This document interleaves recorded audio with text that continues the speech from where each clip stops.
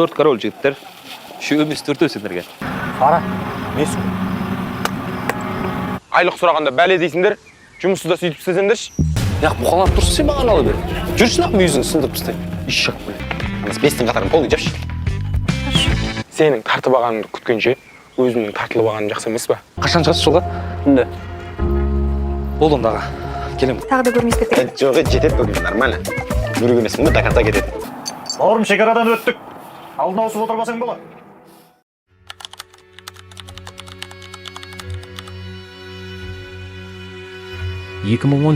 жыл. Күз. Мен бар жоғы 23 жаста едім. Алматының қақ ортасында үлкен компанияда менеджер болып жұмыс істеймін. Айлығым 250 мың теңге. Ол кезде бұл жақсы ақша. Үйдегілер мақтанады. Біздің баламыз үлкен жерде істейді, ертең үйленеді, көлік алады деп үміттенетін. Негізі бәрі бір кештен басталды. Достарыммен футбол көріп отырғанбыз. Чемпиондар лигасы. Реал Мадрид пен Ювентус ойнап жатқан.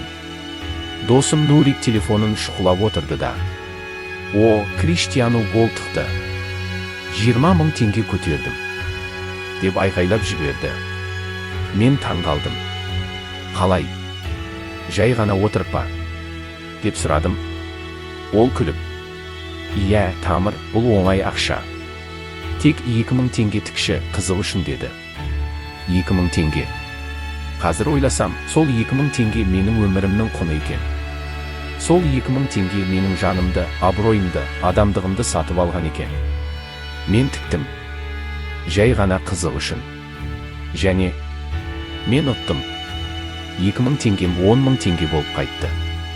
Сіз сол кездегі сезімді білсеңіз ғой. Бұл героиннен де күшті. Дофамин миыңа шапшығанда өзіңді әлемнің қожайыны сезінесің. Мен неге осы уақытқа дейін ақша табудың оңай жолын білмегенмін? Неге таңнан кешке дейін жұмыста есеп құсап жүрмін? Деген ой келді. Бұл тұзақтың басы ғана еді. Шайтанның маған жасаған жоспарлы құрығы еді. Алғашқы 3 ай ертегідей өтті. Мен стратегия құрдым. Өзімді мықты аналитикпін деп санадым. Футбол, теннис, хоккей бәрін зерттедім. Түнде ұйықтамаймын, лайв режимде ойын қараймын. Басында ұттым. Шынымен ұттым. Жаңа iPhone 15 алдым, қымбат киімдер алдым, жеңіл жүрісті қыздарға бардым. Достарыма, жігіттер, жұмыс деген құлдар үшін мен бизнес жасаймын деп мақтанатынмын. Бірақ азарттың алтын ережесі бар. Олар саған басында ұтқызады. Сені тәттіге тойғызып жақсылап емізеді. Сен тәуелді болғанша барынша күтеді. Артынан ішкен жегенді желкеден шығарады. Қараша айының суық түні еді.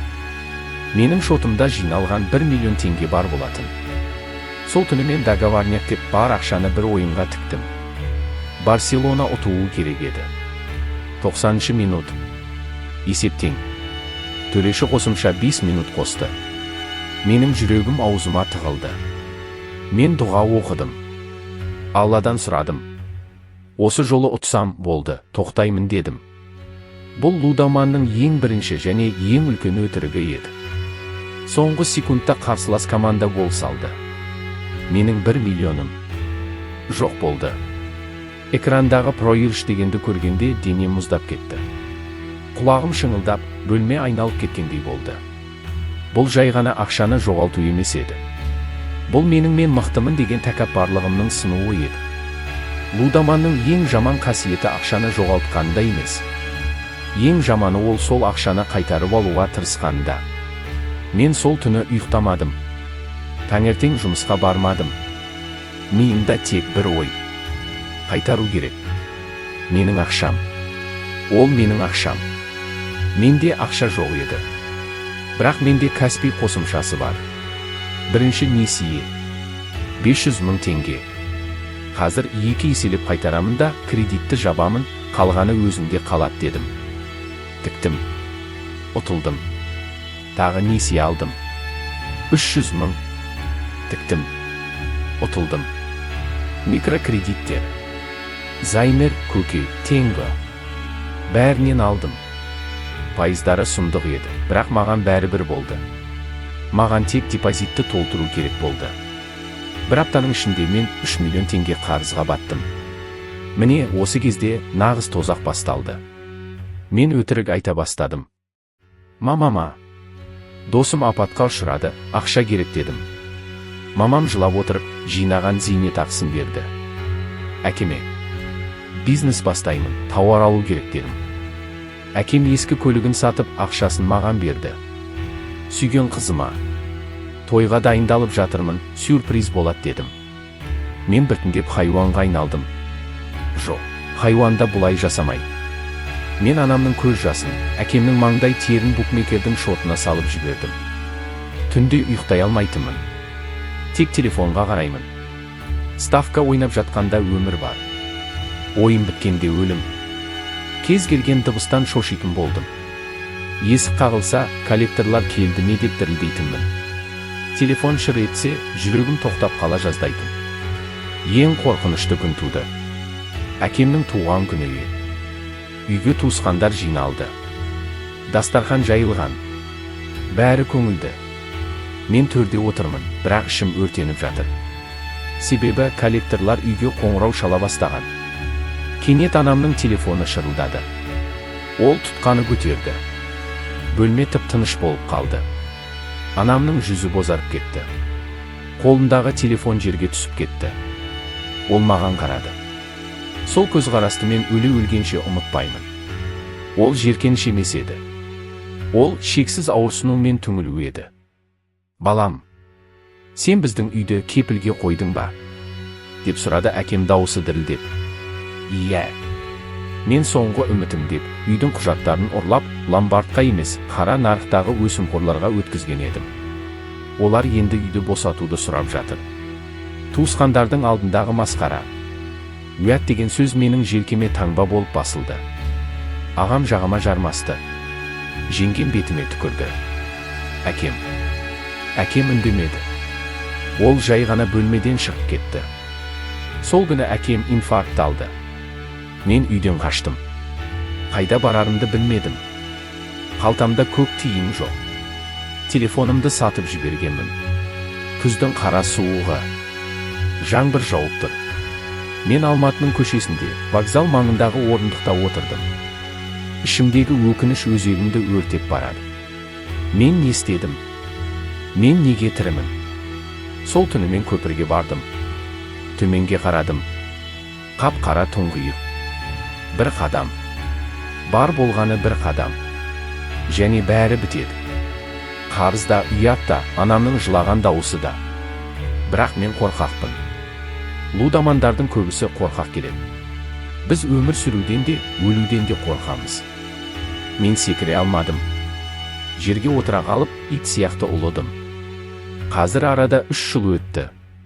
Мен әлі қарызбын. Менің жастық шағым, карьерам, достарым бәрі сол ставканың құрбаны болды. Әкем сол инфаркттан кейін оңалмады, қайтыс болды. Оның табытының басында тұрып, мен өзімді оның қаншері ретінде сезіндім. Мен оны өлтірдім. Пышақпен емес, ставкамен. Қазір мен құрылыста жұмыс істеймін. Тапқан ақшаның бәрі қарызға кетеді. Менде ешқандай қуаныш жоқ. Менің жаным өліп қалған. Мен жай ғана биологиялық тіршілік иесімін. Бауырым, егер сен қазір осы жолы ұтамын деп ойлап отырсаң, менің сөзімді есіңе сақта. Сен ұтпайсың. Букмекер сенің досың емес. Ол сенің жауың. Ол сенің әлсіздігіңді біледі. Ол сенің ашкөздігіңді біледі. Сен бір рет ұтсаң да, олар сенен 10 еселеп қайтарып алады. Сен ақшаңды ғана жоғалтпайсың. Сен уақытыңды жоғалтасың. Сен денсаулығыңды жоғалтасың. Сен абыройыңды, иманыңды, адамдығыңды жоғалтасың. Сен жақындарыңның сенімін жоғалтасың. Ал сенім бұл әлемдегі ең қымбат валюта. Оны ешқандай коэффициентпен қайтара алмайсың. Қазір менің видеомды көріп отырған жас балалар бар шығар. Айналайын, бауырым. Жарнамаға сенбе. Блогерлердің оңай ақша туралы ертегісіне сенбе. Еңбек ет. Тер төк. Аз болса да адал болсын. Жұмысшы болып істе, таксист бол, еден жыл, бірақ құмар ойынға жолама. Лудомания бұл ауру. Бұл рак сияқты. Ол сені іштен жейді. Егер сен осы батпаққа кіріп кетсең, шығу өте қиын болады. Бірақ мүмкін. Ең бірінші қадам мойындау. Мен аурумын деп айту. Ата-анаңа барып айт. Ұрсады, жылайды, бірақ олар сені тастамайды. Жалғыз күресу мүмкін емес. Менің өмірім саған сабақ болсын. Менің қателігімді қайталама. Телефонды қой. Сол қосымшаны өшір. Далаға шық. Таза ауа жұт. Аспанға қара. Өмір ставкадан да қызық. Өмір коэффициентсіз ақ тамаша. Аман бол. Ақылды бол.